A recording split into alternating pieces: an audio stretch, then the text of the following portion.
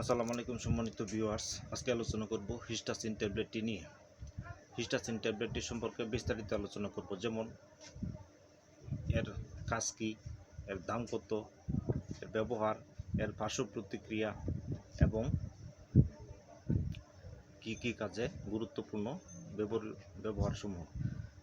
তো ভিডিওটা শুরু করার আগে আপনাদের কাছে একটা অনুরোধ রইল, ভিডিওতে লাইক কমেন্ট শেয়ার করবেন এবং চ্যানেলটিকে সাবস্ক্রাইব করে পাশে থাকবেন বলে আশা রাখি। তো চলুন শুরু করা যাক। হিস্টাসিন হলো বাংলাদেশে বহুল প্রচলিত একটি অ্যান্টিহিস্টামিন জাতীয় ওষুধ, যা সাধারণত অ্যালার্জি এবং ঠান্ডা জনিত সমস্যার উপশমে ব্যবহৃত হয়, যেমন সর্দি, কাশি, হাসি, নাক দিয়ে পানি পড়া ইত্যাদি।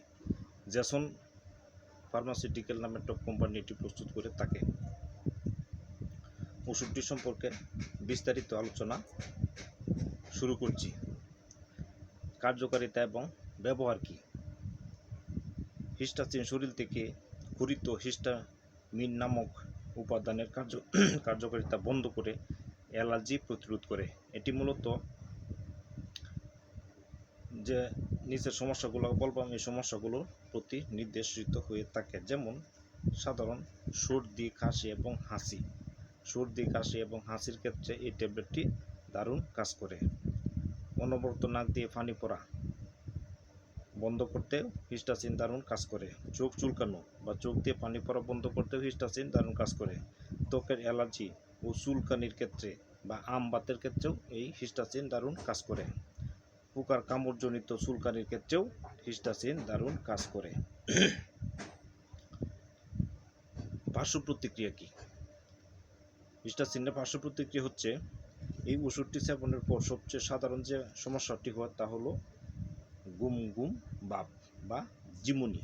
এছাড়া অন্য কিছু পার্শ্ব প্রতিক্রিয়া দেখা দিতে পারে, যেমন মুখ ও গলা শুকিয়ে যাওয়া, মাথা ঘুরানো বা শরীর দুর্বল লাগা, দৃষ্টি ঝাপসা দেখা, কোষ্ঠকাঠিন্য বা পেটে অস্বস্তি। আচ্ছা, এখন চলুন এর খাওয়ার নিয়ম কী।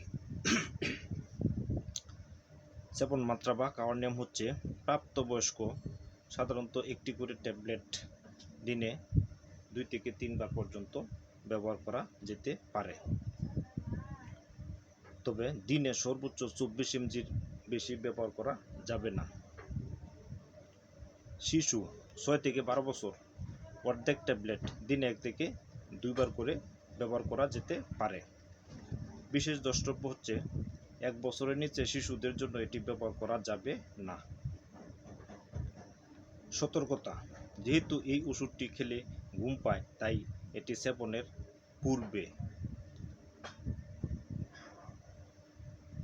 সেবনের পরে কোনো প্রকার গাড়ি চালানো বা বাড়ির যন্ত্রপাতি পরিচালনা করা থেকে বিরত থাকতে হবে।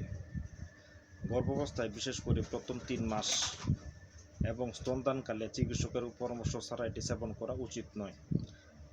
যাদের প্রোস্টেরন সমস্যা বা গ্লুকোমা আছে, তাদের ক্ষেত্রে ওষুধ ব্যবহার করা থেকে বিরত থাকতে হবে। যে কোনো ওষুধ সেবনের পূর্বে একজন চিকিৎসকের পরামর্শ নেওয়া আবশ্যক।